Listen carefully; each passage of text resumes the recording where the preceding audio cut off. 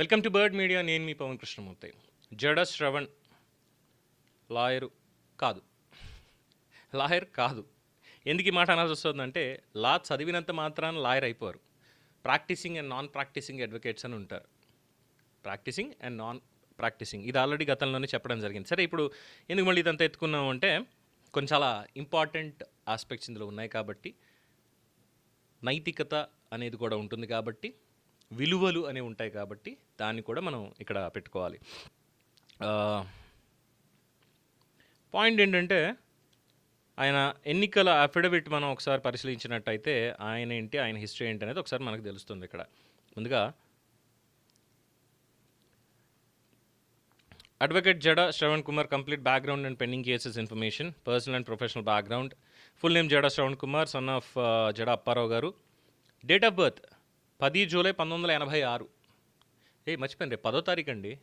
పుట్టినరోజు శుభాకాంక్షలు తెలియజేయాలి. 1986లో పుట్టాడు అంటే ఇప్పటికి కరెక్ట్గా 40 ఇయర్స్ ఇండస్ట్రీ అనమాట. So 40 years industry. Nandigama, Krishna జిల్లా.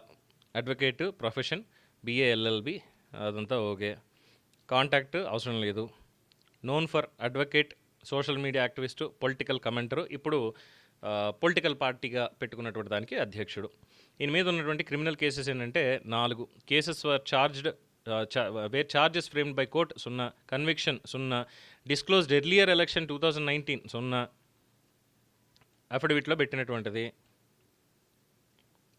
Details of pending criminal cases. FIR number 80/2022 Jaganmohan Reddy గారి హయాంలో. అంటే కాస్త మంచితనం పాళ్ళు బయటికి కనిపించేటువంటి తరుణం ఆ రోజుల్లో. 341, 143, 188, 149 సెక్షన్లు. Wrongful restraint, unlawful assembly, disobedience to order duly promulgated by public servant, every member of unlawful assembly guilty of offence committed in prosecution of common object. Charges not framed yet. August 20, 2022లో జరిగినటువంటిది అది. తదుపరి FIR number 109, 2021, అప్పుడు కూడా పెట్టిందే.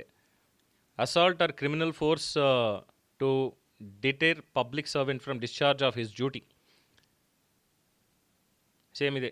అధికారులు విధి నిర్వహణలో అడ్డుకున్నందుకు 353, 341, 188, 269, 34 సెక్షన్లు. IPC అప్పట్లో. FIR number 08, 2020.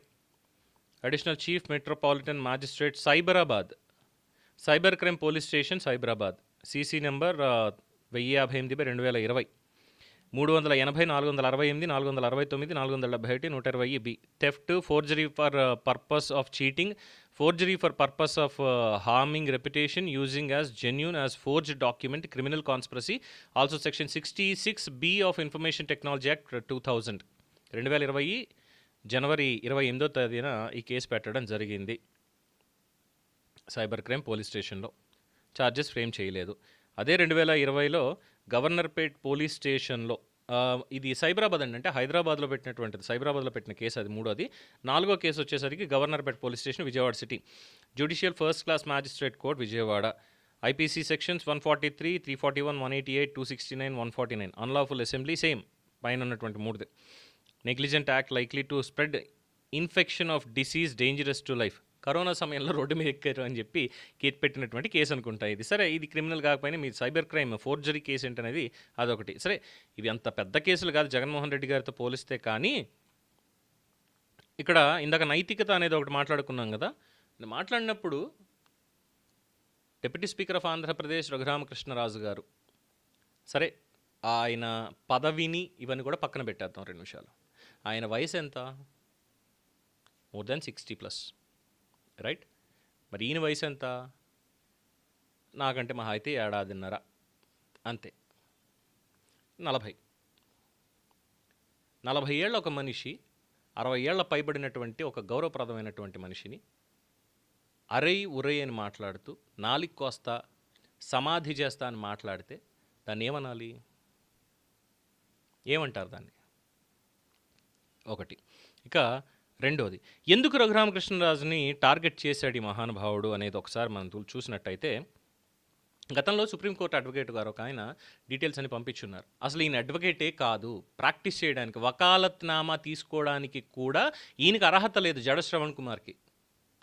మరి ఇది కోర్టు రిజిస్ట్రార్లు ఎందుకని చెప్పి పట్టించుకోవడం లేదో కూడా తెలియట్లేదు అని గతంలో అనేక అనుమానాలు వ్యక్తం చేయడం జరిగింది.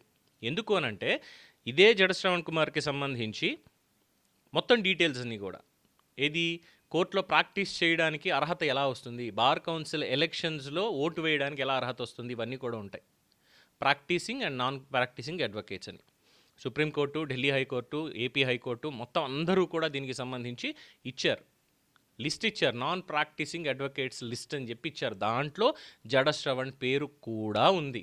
అంటే ఎటువంటి వకాలత్నామా తీసుకోవడానికి వీలు లేదు. కేసులు తీసుకోవచ్చు, తీసుకుని ఎవరైతే ప్రాక్టీసింగ్ అడ్వకేట్ లిస్ట్లో ఉన్నారో, ఒకవేళ ఈయన అసిస్టెంట్లు కానీ ఎవరన్నా ఉన్నారనుకోండి, ఈయన లా ఫర్మ్ కూడా ఉందనుకోండి, అందులో ఉన్నటువంటి వాళ్ళతోటి కేసు వాదింప చేయాలి తప్పితే డైరెక్ట్గా జడ శ్రవణ్ కుమార్ అనేటువంటి వ్యక్తి కేసు తీసుకోవడానికి లేదు. ఇది ఆయన బయటపెట్టారు.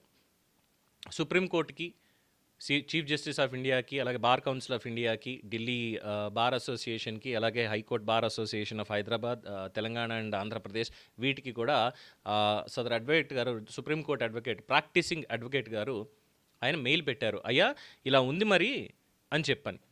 సో ఇక్కడ మనోడు ఫీల్ అయిపోయింది ఏంటంటే, అంటే ఇన్నాళ్ళు నేను నాకంటే ఓ 10-15 ఏళ్ళు పెద్ద ఆయనేమో, ఆయన ఎప్పుడు గారు అనాలనుకున్నాను. ఏడాది కాబట్టి ఒక సోదర భావంతో అనొచ్చు, తప్పలేదన్నమాట. ఆయన BA LLB చదువుకున్నారు. ఇన్ఫ్యాక్ట్ ఇంకా మాట్లాడితే ఆయనకు సంబంధించి ఇంకా చెప్తాం ముందు. సరే, ఈ పాయింట్లో వచ్చేసరికి అసలు అడ్వకేట్ కాదు అనే విషయాన్ని ఎస్టాబ్లిష్ చేయాల్సి వస్తుంది.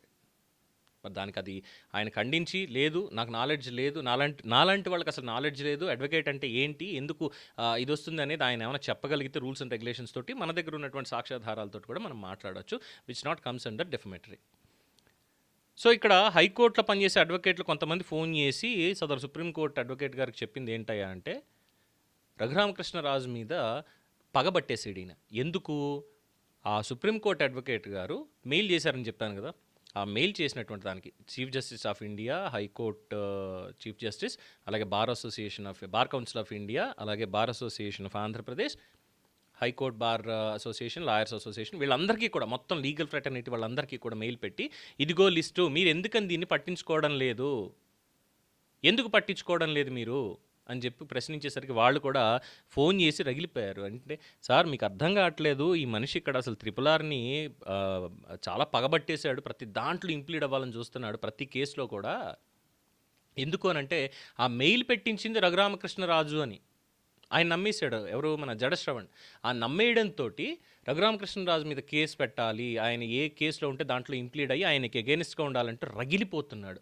అందుకని చెప్పి మొన్న కూడా అక్కడ ఆ సభ పెట్టి మాట్లాడిన దాంట్లో ఎక్కువ పాలు రఘురామకృష్ణరాజు మీదే పడ్డాడు ఆయన, ఈ జడ శ్రవణ్ అనేటువంటి వ్యక్తి. దాని గురించే చాలా పర్సనల్గా తీసుకున్నాడు.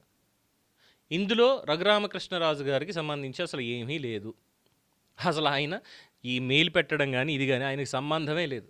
బికాజ్ ఈ సుప్రీంకోర్టు అడ్వకేట్ గారు ఎవరైతే ఉన్నారో, అసలు ఈ list, non practising advocate list, ఇవన్నీ కూడా బార్ కౌన్సిల్కి ఇవ్వడం, ఇవన్నీ కూడా బయట పెట్టింది పవన్ కృష్ణమూర్తి అనేటువంటి నేను, వారి సహాయంతో. మీరు ఇంకా వేరే ఏ ఛానల్లో కూడా మీరు కావాలంటే చెక్ చేసుకోవచ్చు. ఏ ఛానల్లో కూడా ఆయన అడ్వకేట్ కాదు, దీనికి ఆధారాలు ఇవిగో అని చూపించింది కూడా ఎక్కడా లేదు. ఒక్క మన ఛానల్లోనే, బర్డ్ మీడియాలో మాత్రమే వాస్తవాలతో వచ్చింది అది. అందుకని చెప్పే ఈయన మన కూడా పార్షియల్గా కాస్త టార్గెట్ చేశాడు, పెద్ద ఛానల్ని చేశాడు మనని, అదొక రకమైనటువంటిది అనుకోండి. ఇక ఇంకొకటి చూస్తే చాలామంది చెప్పేటువంటిది, ఈయన former junior civil judge cum judicial magistrate for first class, but he claims as a judge in his website. He is not mentioning properly his identity as he is just a junior level judge. దీనికి కూడా నేను classification ఏంటి అనేది నేను check చేస్తే, what is the difference between first class magistrate, junior civil judge and judge అని చెప్పని. So ఇక్కడ ఫస్ట్ జడ్జ్ అంటే ఏంటనే దానికి మనం చూసినట్లయితే, judge is a broad term. It may refer to civil judge senior level and junior level, chief judicial magistrate, district judge, sessions judge, high court judge, supreme court judge, chief justice of India కూడా జడ్జిలోకే వస్తుంది. ఇది broad term ఇది. అయితే దీంట్లో ఈయనకున్నటువంటి అర్హత ఏంటి అనేది మనం ఒకసారి చూసినట్లయితే, first class magistrate, junior civil judge, ఇది ఈయనకున్నటువంటిది. అంటే ఎంట్రీ లెవెల్. ఈ ఎంట్రీ లెవెల్‌లో ఈయన చేయాల్సినటువంటి పనేంటి? ఈయన చెప్పాడు కదా అప్పట్లోనే, నేను క్రిమినల్ లాని ఔపోసన పట్టేశాను అని చెప్పని. యెస్. ఆయన ఔపోసన పూర్తిగా పట్టాడో లేదో తెలీదు గానీ, ఆయన పనిచేసింది మాత్రం క్రిమినల్ దీనికి సంబంధించిందే చేశారు. ఫస్ట్ క్లాస్ మ్యాజిస్ట్రేట్ అంటే judicial magistrate first class JMFC అంటారు. క్రిమినల్ కేసెస్ మాత్రమే వీళ్ళు తీసుకుంటారు. అంటే he can conduct criminal trials, grant bails, issues warrants, hears police charge sheets, district judiciary. అలాగే junior civil judge junior division civil cases. మన ఈ భూములకు సంబంధించి సివిల్ కేసెస్ ఉంటాయి చూసారా, ప్రైవేట్ కేసులు, వాటికి సంబంధించి decides disputes over property, contracts, money recovery, injunctions, family related civil matters depending on state rules. ఇవి మాత్రమే. ఈ రెండిట్లోనే ఆయన చేసింది, అది కూడా కొద్ది కాలమే చేసి బయటకు వచ్చేసాడు రాజీనామా చేసి. ఆ తర్వాత కొద్ది కాలం ప్రాక్టీస్ చేశాడు లాయర్గా, బాగానే ఉంది. కానీ ఇప్పుడున్నటువంటి కరెంట్ స్టేటస్ ఏంటంటే he's a non practising advocate as per the bar council of India and bar council of Andhra Pradesh, bar council of Telangana, supreme court and Delhi high court registry. He's not even an advocate, practising advocate. ఇందుకు కక్ష కట్టేశాడు రఘురామకృష్ణరాజు గారి మీద. ఇందుకు కక్ష కట్టేసాడు, ఇదేదో ఆయనే చేయించారు, ఆయనే విషయాలన్నీ బయట పెట్టించారని. పాపం అసలు రఘురామకృష్ణరాజు గారికి కూడా ఇది పూర్తిగా తెలియదు పంపించే వరకు. అప్పటికే మనం వీడియో చేయడం, వీడియో పబ్లిష్ అయిపోవడం, ఇదంతా అయిపోయింది. సుప్రీంకోర్టు ఈవెన్ ఆ లాయర్ గారే కదా, వాళ్ళ అసోసియేషన్ వాళ్ళు కూడా మాట్లాడారు. మనమే మెన్షన్ చేసింది అసలు కోర్టు రిజిస్ట్రీ ఏం చేస్తోంది, అందులో ఎంతమంది పని చేస్తున్నారు, ఎంతమంది పని చేయట్లేదు, దానికంటే ఒక లిస్ట్ ఉంటుంది కదా. బార్ కౌన్సిల్ ఎలక్షన్స్ అని ఉంటాయి కదా, మరి వీళ్ళు ఏం చేస్తున్నారు? ఇప్పుడు ప్రాక్టీసింగ్ ఉన్నటువంటి లాయర్కి ఒక కేసు వస్తుంది అనుకోండి, ఓకే ప్రాక్టీస్ చేసినాడు, ఆయనకు ఒక కేసు వచ్చింది అనుకో. నాన్ ప్రాక్టీసింగ్ వాడు తీసుకుంటే ప్రాక్టీస్ వచ్చిన వాడికి పోతుందిగా. అన్యాయం కదా అది. పని చేయాల్సిన వాడు చేయట్లా, పని చేయకూడని వాడు చేస్తున్నాడు అనేటువంటి పాయింట్ ఇక్కడ. సో ఇలా ఉంది జడ శ్రవణ్ కుమార్ గారి హిస్టరీ అన్నమాట ఇదంతా. సో ఆయన చేసినటువంటి వ్యాఖ్యలకి మరి క్రిమినల్ కేసెస్ బాగా చూశారు కదా, క్రిమినల్ లా అనేది బాగా బట్టి పట్టేశారు కదా, అంత అవపోసన పట్టేశారు కదా. అవపోసన పట్టేసినటువంటి వ్యక్తి ఒక మనిషిని డైరెక్ట్గా థ్రెటన్ చేస్తూ రఘురామకృష్ణరాజు గారిని నాలుగు కోసి పిఠాపురం ఎమ్మెల్యే పవన్ కళ్యాణ్ గారికి పంపిస్తా, చర్చ ఎక్కడైనా కూలిందంటే అక్కడే నీ సమాధి చేస్తాను మాట్లాడితే it's a life that right. మరి ఆయన్ని కేసు పెట్టడంలో తప్పలేదుగా. హమారా ప్రసాద్ అనేటువంటి వ్యక్తిని ఎస్సీ సామాజిక వర్గానికి చెందిన వ్యక్తిని మరి ఆంధ్రప్రదేశ్లో ఎలా అడుగు పెడతామని చూస్తాను, అడుగు పెట్టిన రోజే నీ 2 కాళ్ళు నరికేస్తాను అని చెప్పి పబ్లిక్గా అన్నప్పుడు అది అండర్ క్రైమే వస్తుంది కదా, క్రిమినల్ ఇంటిమిడేషన్. మరి క్రిమినల్ జడ్జ్ అంటే జూనియర్ సివిల్ జడ్జ్ అంటే క్రిమినల్ కేసెస్ చూస్తారు కాబట్టి, క్రిమినల్ లా చూస్తారు కాబట్టి, మరి తెలిసి మాట్లాడాడు అంటే పూర్తి స్పృహతోటే మాట్లాడాడు కాబట్టి మరి కేసు పెట్టడంలో తప్పేమీ లేదు, అందులో తప్పేమీ లేదు. ఇది వారికి సంబంధించింది. ఇంకో పాయింట్ కూడా చెప్పుకోవాలండి. చాలామంది ఇది మెన్షన్ చేయట్లేదు, ఎందుకు పవన్ అది గుర్తు చేయండి ఒకసారి మళ్ళీ అంటున్నారు. 850 కోట్ల రూపాయలు, రూపాయి కాదు 2 కాదు, రాష్ట్రంలో ఉన్నటువంటి 175 నియోజకవర్గాల్లో 850 కోట్ల రూపాయలు అంటే ఒక్కొక్క నియోజకవర్గానికి 5 కోట్ల రూపాయల చొప్పున ఫండ్ అడిగారు. అలాగే 5 ఎమ్మెల్యే సీట్లు అడిగారు తెలుగుదేశం పార్టీతో పొత్తు కోసం అని. వదలబొమ్మన్నారు. అక్కడ కక్ష పెట్టేసుకుని ఇదంతా చేస్తూ వస్తున్నటువంటి పని. సో 850 కోట్లు అడిగి ఇప్పుడు 10 లక్షల మంది మాత్రం నాకు సపోర్ట్గా ఉండండి అని మనం మాట్లాడినటువంటి స్టేట్మెంట్. పైగా జడ్జి చదివారట, ఉప ముఖ్యమంత్రి అయిపోతారట. దానికి దీనికి ఏంటి సంబంధం? ఓట్లేస్తే ఒకటో క్లాస్ చదివినా సరే ఆ నాయకత్వ లక్షణాలుండి ప్రజల్ని తన వైపు తిప్పుకోగల ఆ ఆకర్షణ అనేది ఆ మనిషిలో ఉంటే, ఎన్నికల్లో నించుంటే ఖచ్చితంగా ఉప ముఖ్యమంత్రి కర్మ ప్రధానమంత్రి కూడా అవుతారు. దేశాన్ని నడిపించగలటువంటి ఆ ఆకర్షణ శక్తి, ఆ క్రమశిక్షణ, ఆ పట్టుదల, దేశాన్ని ముందుకు నడిపించేటువంటి ఆ నిబద్ధత ఉంటే చదువుతో పని లేదు, సంస్కారంతో పని ఉంటుంది ఖచ్చితంగా. ఆ నిబద్ధత, నిజాయితీకి పని ఉంటుంది ఖచ్చితంగా. దానికి ప్రతిఫలం ప్రజలే ఇస్తారు, ఆ పదవులు వాళ్లే కట్టబెడతారు. అంతేగాని నేను చదివేశాను కాబట్టి నేను అయిపోతా, 10 లక్షల మంది ఓట్లేండి ఉప ముఖ్యమంత్రిని అయిపోతా అంటే ఏ విధంగా అవుతారు? పిచ్చి మాటలు ఇవన్నీ. సో బేసిక్గా ఇలాంటి మాటలు పట్టించుకోకర్లేదు, కానీ సమాజంలో ఉన్నటువంటి పరిస్థితుల దృష్ట్యా 1-2 సార్లు చెప్పాల్సి వస్తుంది. ఇది దీని వెనకాల ఉన్నటువంటి అసలైనటువంటి హిస్టరీ. దీని మీద మీ అభిప్రాయం తెలియచేయండి. చూస్తూనే ఉండండి ది బర్డ్ మీడియా. ఈ వీడియో మీకు నచ్చినట్లయితే లైక్ చేయండి, షేర్ చేయండి, సబ్స్క్రైబ్ చేయండి. మరిన్ని అప్డేట్ల కోసం మా వాట్సాప్ ఛానల్ను ఫాలో చేయండి.